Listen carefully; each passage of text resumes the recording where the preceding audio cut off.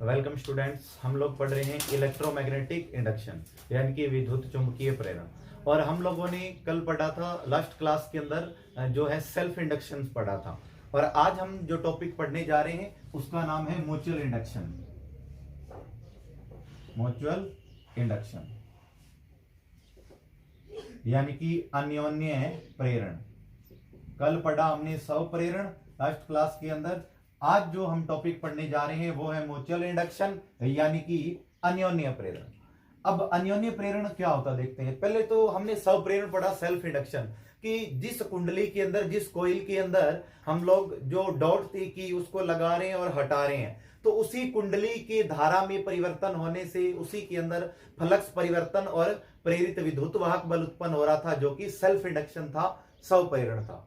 और जो अन्योन्य प्रेरण है, अन्योन्य प्रेरण होगा कि एक हम लोगों ने यहां पर कुंडली ले रखी, एक कोइल है या सर्किट है, ये इसकी की और यहां पर बैटरी भी कनेक्ट कर रखी है।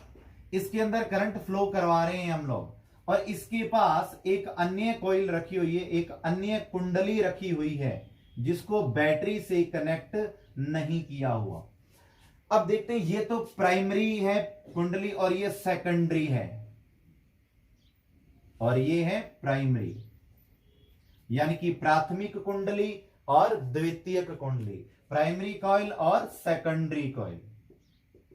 तो यदि प्राथमिक कुंडली के हम लोग धारा प्रवाहित करवा रहे हैं और द्वितीयक कुंडली को बैटरी से कनेक्ट नहीं करना, इसको इसके पास रखा है हमने, कुछ डिस्टेंस के ऊपर इसके पास रखा, धारा मापी यानी कि गैल्वेनोमीटर कनेक्ट किया है, जो कि इसके अंदर जो धारा प्रवाहित होगी तो उसके बारे में विक्षेप बताएगा, हमें धारा प्रवाहित हो रही है नहीं हो रही, यस और नो के बारे में धारा मापी गैल्वेनोमीटर बताएगा। जैसे ही हम कुंजी के की डॉट लगाते हैं, कुंजी के की डॉट लगाई तो इस परिपथ के अंदर, प्राइमरी सर्किट के अंदर, प्राइमरी कॉइल के अंदर जो इलेक्ट्रिक करंट फ्लो होता है, विद्युत धारा प्रवाहित होती है।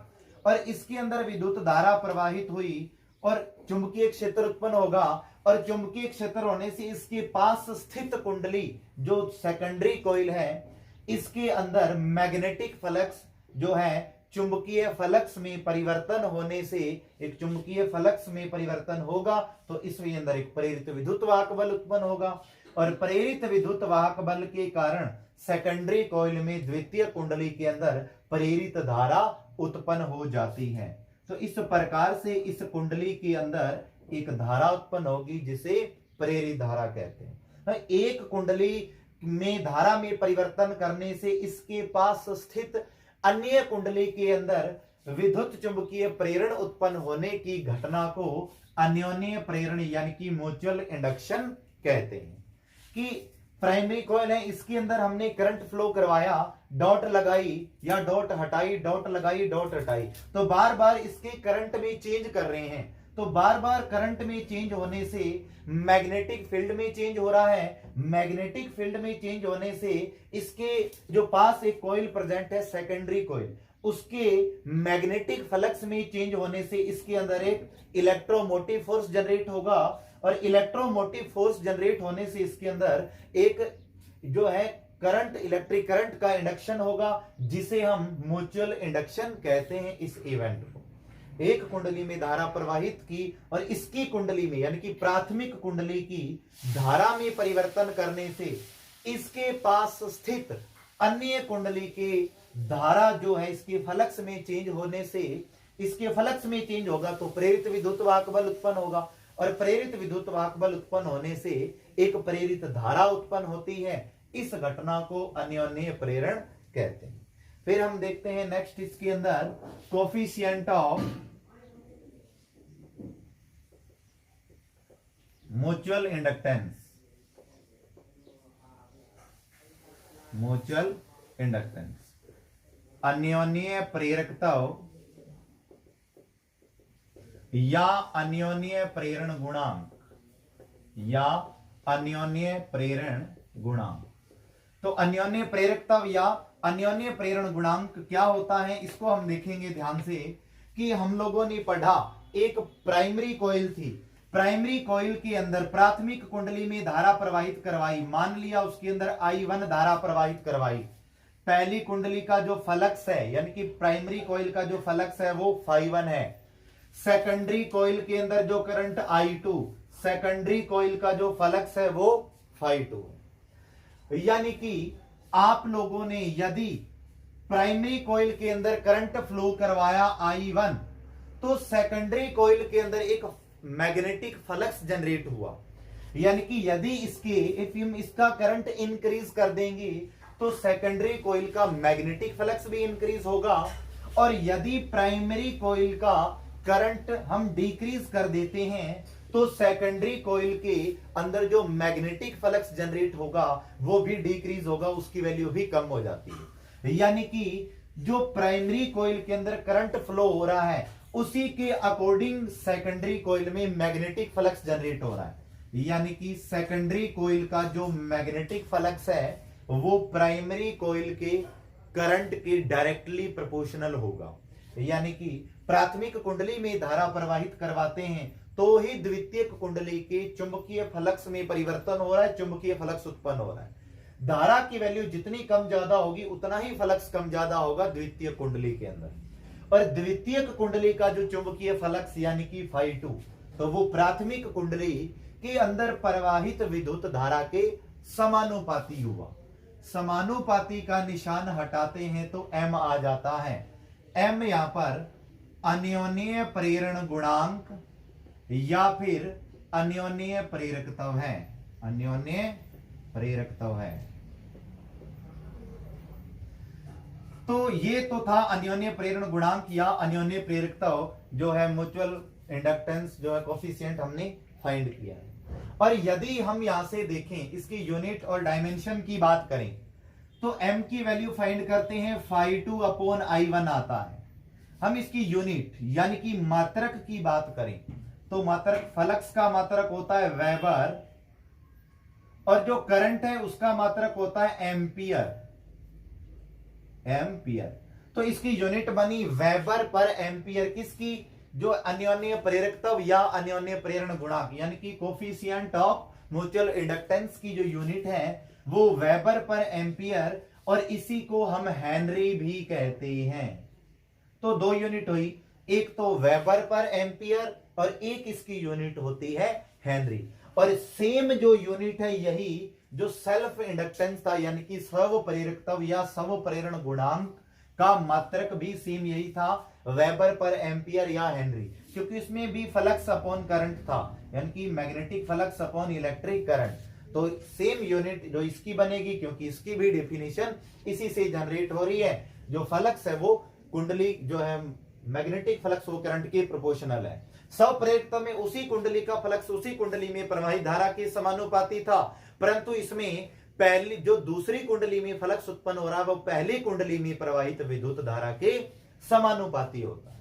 अगर हम इसकी डायमेंशन की बात देखें, इसकी विमा को देखें तो वेबर के लिए m1 L2 T-2 A-1 ये डायमेंशन होती है मैग्नेटिक फ्लक्स की, और एम्पियर की डायमेंशन होती है A1।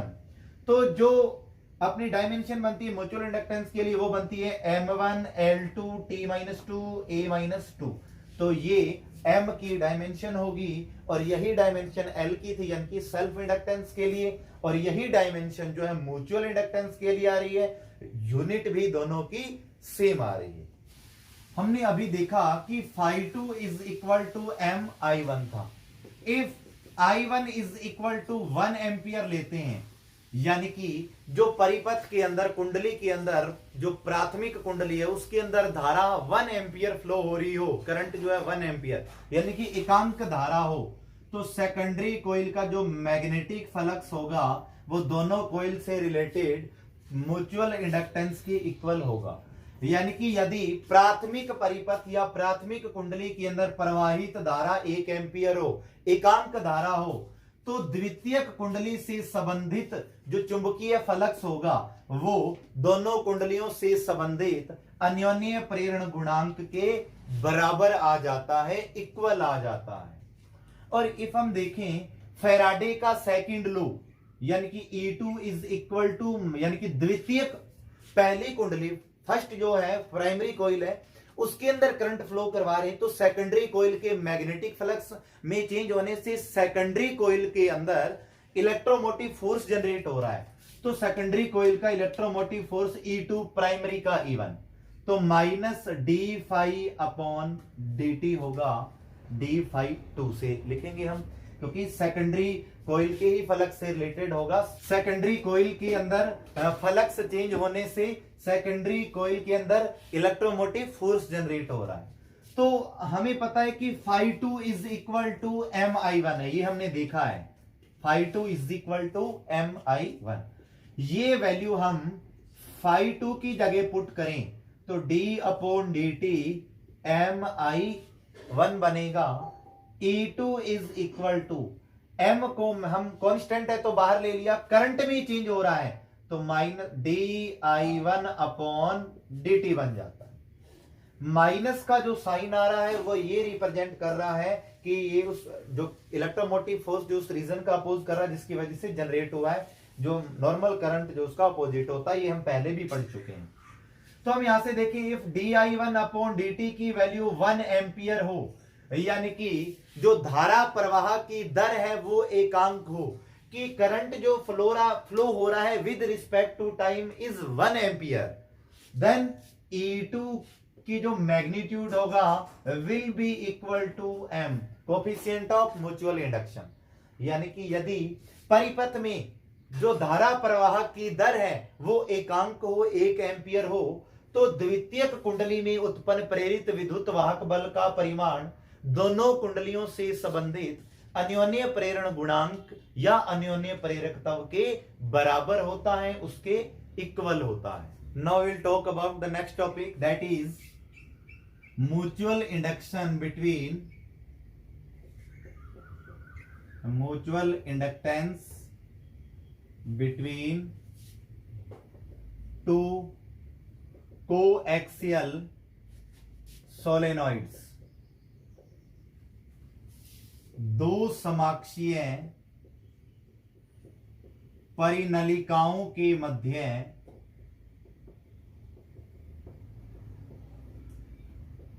अन्योन्य प्रेरकत्व। टू सोलेनॉइड्स हैं, उनके बिटवीन म्यूचुअल इंडक्टेंस, यानी कि दो परिनलिकाएं हैं, समान अक्ष है उनका, उनके मध्य अन्योन्य प्रेरकत्व ज्ञात करना है। तो हम देखते हैं कि पहले हम लोगों ने एक कॉइल ली है, ये इस प्रकार, यानी कि एक परिनलिका ली, एक सोलेनॉइड ली है, इसके अंदर I1 करंट फ्लो हो रहा है, इसकी जो लेंथ है हम लोग ले लेते हैं L, cross sectional area A है, इस सोलेनॉइड को हमने नाम दे दिया S1। इसी के ऊपर एक दूसरी परिनलिका लपेटी जा रही है इस प्रकार से, इसके अंदर प्रवाहित धारा I2 है, इसको नाम दे दिया S2, इसकी भी लेंथ है L, क्रॉस सेक्शनल एरिया है A, इसके अंदर फेरों की संख्या N1, इसके अंदर फेरों की संख्या N2 है। कि दो कॉइल है, दो सोलेनॉइड्स है, दोनों का एक्स जो है एक्सियल लाइन है वो सेम है, एक ही एक्सियल लाइन के ऊपर प्रेजेंट है।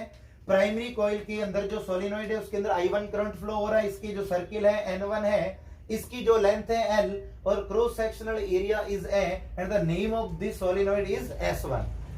एंड सेकंड जो सोलेनॉइड है, current following is I2 and the number of circles N2 and the length is L, the name of this coil is S2 and cross sectional area is A। कि दूसरी जो परिनलिका है उसमें I2 धारा प्रवाहित हो रही है, फेरों की संख्या N2 है और इसकी जो लंबाई है वो L है, A इसका क्षेत्रफल है, S2 इसको नाम दिया जा रहा है। अब ये काम कैसे करती है? प्राथमिक कुंडली में I1 धारा, यदि प्राथमिक परिनलिका में पहली परिनलिका यानी कि S1 में I1 धारा प्रवाहित करवाते हैं तो इसके अंदर उत्पन्न चुंबकीय क्षेत्र कितना होगा अक्ष पर, यानी कि S1 के अंदर I1 करंट फ्लो करवाते हैं तो इसके जो मैग्नेटिक फील्ड जनरेट होता है म्यू नॉट N1 I1 होगा।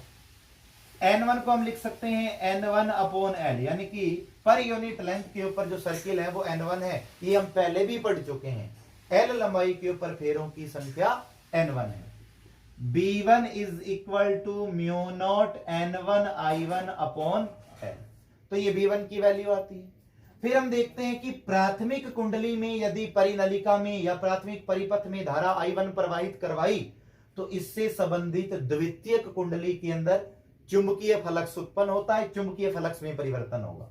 यानी कि प्राइमरी जो सोलेनोइड है S1 के अंदर I1 करंट फ्लो करवाया तो जो S2 सोलेनोइड है उससे रिलेटेड जो मैग्नेटिक फ्लक्स होगा वो phi2 इज इक्वल टू हो जाएगा phi is equal to NBA।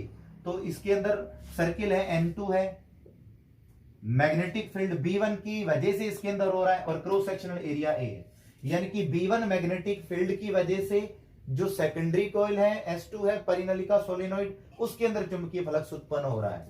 तो phi2 is equal to N2। B1 की वैल्यू देखें तो म्यू नॉट ये N1 I1 अपॉन L और साथ में पड़ा है A।